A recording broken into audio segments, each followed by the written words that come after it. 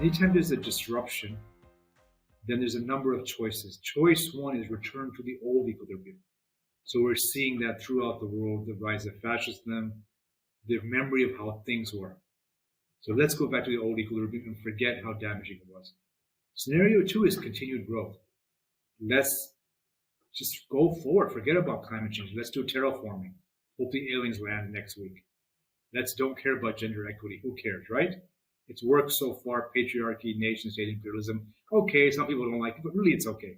So that's, and the scenario third is, well, in fact, the old equilibrium can't work. We need prama, which is a dynamic new equilibrium.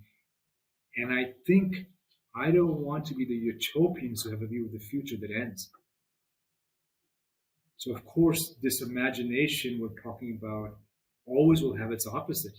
Whether opposite is good and evil, opposite is yin yang or vidya avidya, good and bad, that struggle, it's going to be there.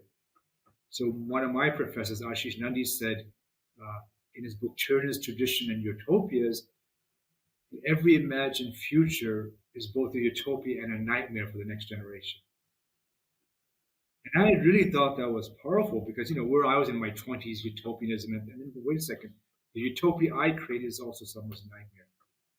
So we want to have the metacognition to understand that, of course, the structures of resistance can be things we try to destroy, or they can lead to the next evolutionary future. This is the spiral.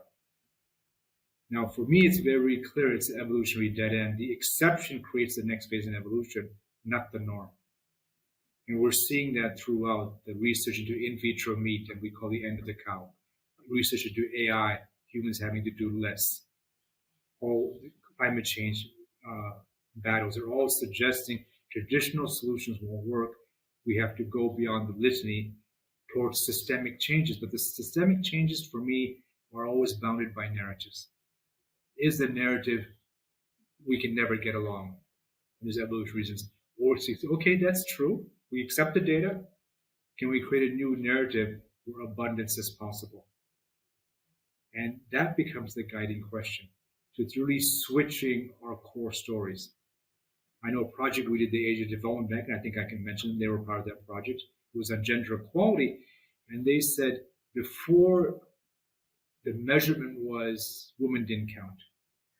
Then as they saw the data that prosperity increases when there's gender equality, they say, okay, counting women became the story. And then now they want to go to woman count. So it's not just about number of females in the board or in economic development problems, but social political power. So this transition I see very interesting.